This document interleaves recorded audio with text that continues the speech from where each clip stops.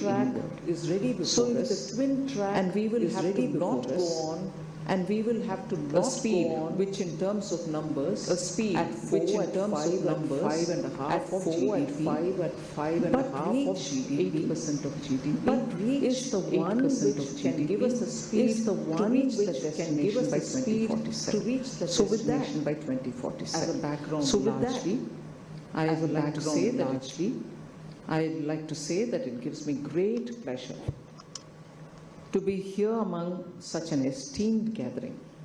And I'd like to extend my congratulations to N.K. Singh, the President of Institute of Economic Growth, and Dr. Sabyasachi Khar, Director of the Institute of Economic Growth, for convening the 4th edition of the Kautilya Economic Conclave. We are in an era of unprecedented global uncertainty and volatility. This conclave provides an invaluable opportunity to bring together distinguished economists and policymakers, sharing ideas and engaging in meaningful discussions to solve critical common challenges which most nations face. Is absolutely responsibility that this gathering cannot shirk away. The theme before us, seeking prosperity in troubled times or turbulent times, mirrors the aspirations of each one of the nations and the world as a whole who are looking to get out of this uncertainty. So we gather at a time when the very foundation of the global order are shifting beneath our feet.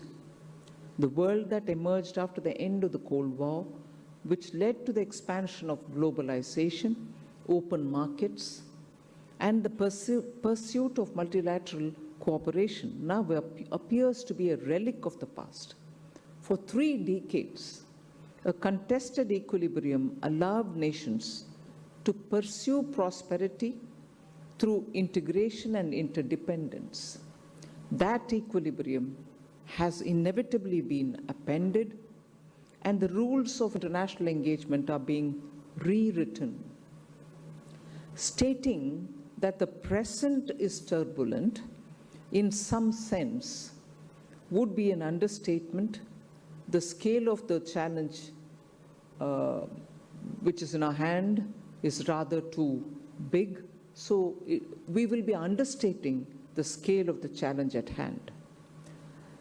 What we face is not a temporary disruption, but a structural transformation.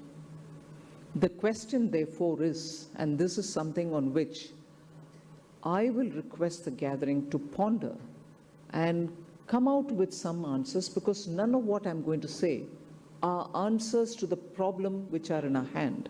But problem exists and we'll have to find solutions. So the question is, what lies on the other side of this transformation? If indeed this uncertainty, if indeed this not temporary disruption, but indeed the uncertainty is a structural transformation. And I would like to put it in that, in those words. And if indeed it is structural transformation, what lies in the other side? What will the new equilibrium look like? And who will shape it? And on what terms will it be shaped? These questions are not easily answered, as this equation has to be taking into consideration very many variables, not just a few, but many variables. Shifts that once transpired over decades are now condensed into months or even weeks. And tangled with these are the policymakers, wrestling with unforeseen challenges, searching for an equilibrium. So, by definition, epochal historical turning points do not come around every year. That's why they are epochal. For most of us, in our lifetime, the arc of history never bends. It is linear. We only see the upward slope, That is why we sometimes make the mistake of only seeing the upward slope, of projecting history linearly.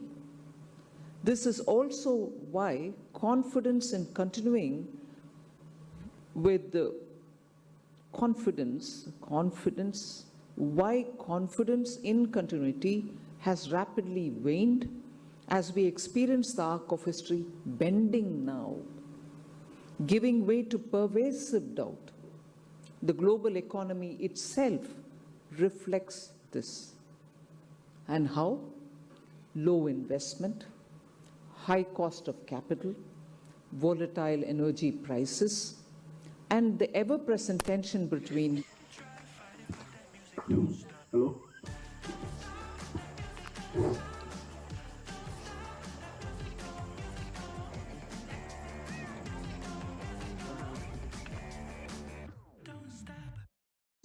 that represented or underpinned the Western society. Hello? Today, they assert alternative models of growth and governance, drawing on their civilizational continuities. Their emergence questions the assumption of the Western liberal values are the only path to economic success. These nations have become central pillars Lumbini of the Buddha global Vihar order in डिगरगव्हा economic, political, and या technological ठिकाणी terms. The वेळापूर्वी absolute dominance Vijayadashami once enjoyed by a आणि doctor hegemon Babasaheb is Ambedkar now गावामध्ये contested. एक तरुण मुलगी आहे. In this context, त्याच therefore, अनुषंगाने 2 minute India's rise as a stabilizing force is neither accidental nor transient. Instead, it results from a powerful combination of various factors. Improved quality of capital expenditure and reining in inflationary pressures has been consistent. We have implemented strategic reforms that enhance the ease of doing business, promote financial inclusion, and improve the quality of life for the average citizen in the country. With the steady share of consumption and investment in the overall GDP over the years, India's growth is firmly anchored in its domestic factors, which minimizes the impact of external shocks on overall growth. As a result, the Indian economy is resilient, continues to grow sustainably.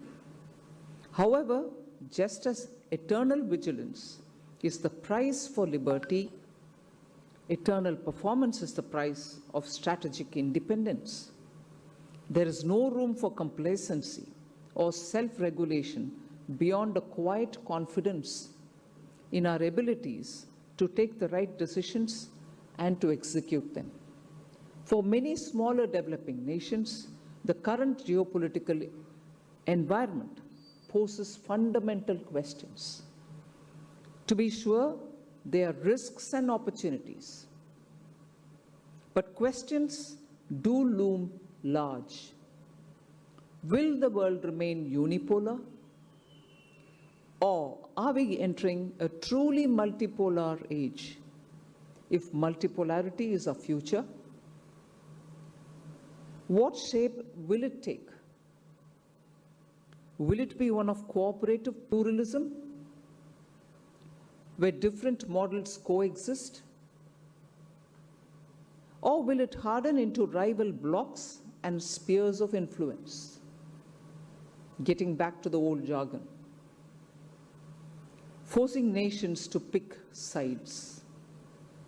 History offers no guarantees, but the possibility of a fragmented world with multiple centers of power and competing values appears to be more likely.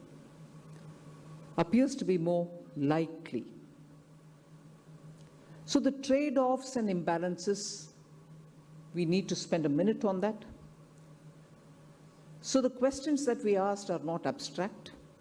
They directly impact lives of our citizens.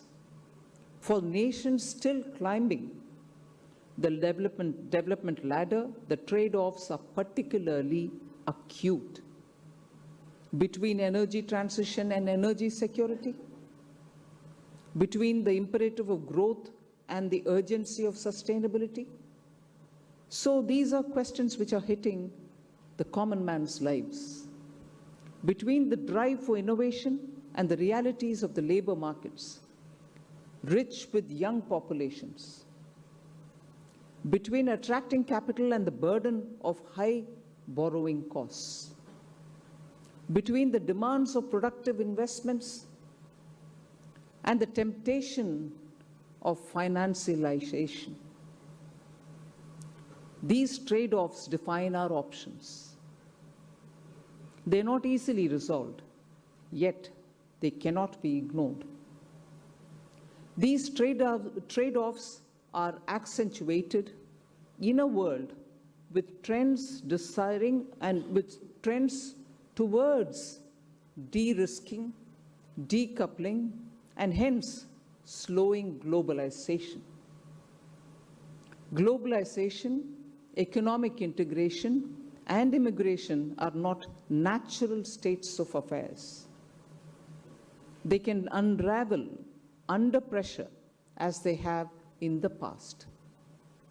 Today, we find ourselves in a shifting global landscape that resembles a zero-sum approach, in part, a consequence of the failures and limitations of the era of globalization that preceded it. So overlaying these in a world of profound imbalances, trade imbalances have hollowed out industries in some nations while creating overcapacity in others. Financial imbalances have concentrated wealth in speculative sectors while depriving the real economy of investment. Energy imbalances have made some societies chronically dependent on costly imports, even as others subsidize their industries with cheap carbon-intensive power.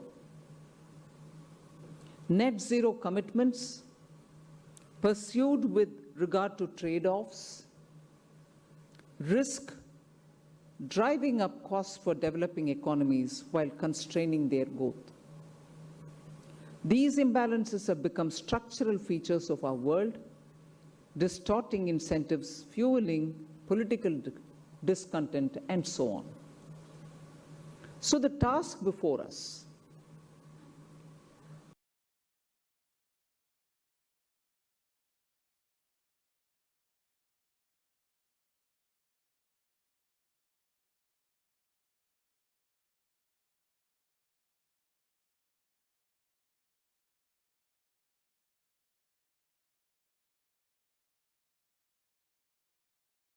therefore, is not simply to manage uncertainty, but to confront imbalances. We must ask ourselves, how can we build a global order where trade is fair, finance serves productive ends, energy is both affordable and sustainable, and climate action aligns with development imperatives? How can international institutions be reformed to reflect today's realities rather than yesterday's hierarchies? And crucially, how can the voices of developing nations, no longer marginalized in rulemaking, be amplified in shaping the future? The choices we face are stark, and already we see efforts to reimagine the global financial system itself. Innovations like stable coins are transforming the landscape of money and capital inflows. These shifts may force nations to make binary choices, adapt to new monetary architecture, or risk exclusion. Such developments underscore the scale of transformation which is underway. They also remind us that no nation can insulate itself from the systemic changes. Whether we welcome these shifts or not, we must prepare to engage with them. At the same time, geopolitical conflicts are intensifying. Sanctions, tariffs, and decoupling strategies are reshaping global supply chains. For India, these dynamics highlight both vulnerability and resilience. Our capacity to absorb shocks is strong, while our economic leverage is evolving. Our choices will determine whether resilience becomes a foundation for leadership or merely a buffer against uncertainty. So in conclusion, history teaches us crises often precede renewal. The fragmentation we see today may give rise to more sustainable and unforeseen forms of cooperation. The challenge is to ensure that inclusive principles shape cooperation. For developing countries, this is a necessity, not just a romantic aspiration. We cannot afford to be passive spectators. In a world where decisions elsewhere determine our destinies, we must be active participants, shaping outcomes where possible and preserving autonomy where necessary. As we reflect on these issues, let us recognize that many of these questions I have raised today may not have clear answers. Indeed, it may be unwise to seek definitive answers at this stage. The value of this gathering lies precisely in its capacity to wrestle with uncertainty, recognize and examine imbalances, deliberate on trade-offs, particularly those of our time, and be open to the possibilities we may not have considered earlier. This must be guiding. This must be the guiding vision for our takeaways from these three-day conference. The themes before us are not isolated strands. They are a part of a single large tapestry. How we interpret this tapestry and how we choose to act with it will shape the contours of our century. It is a big ask and a big task. As more often than not, we tend to have a natural conflict of interest when contemplating adverse scenarios. If we accept them as possibilities, we must act and drastically. It is a big ask and a big task. As more often than not, we tend to have a natural conflict of interest when contemplating adverse scenarios. If we accept them as possibilities, we must act and drastically.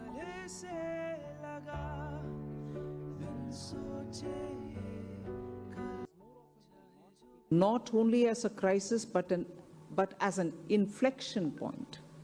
Let us converse, not only to ponder upon what future awaits us, but also to lay out the contours of the future we wish to create.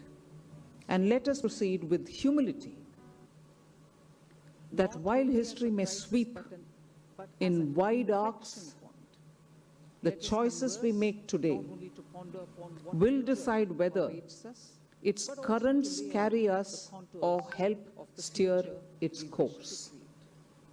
Above all, let us weigh every possible option with intent. Holding the 4th edition, and I thank Shri N.K. Singh for persistently building on edition after edition, the gathering and the domain of experts with whom he gets in touch, brings them over, has absolutely meaningful participation, and the outcomes have always been very useful for all of us to see where our next step should lie. So in that regard, the fourth edition for me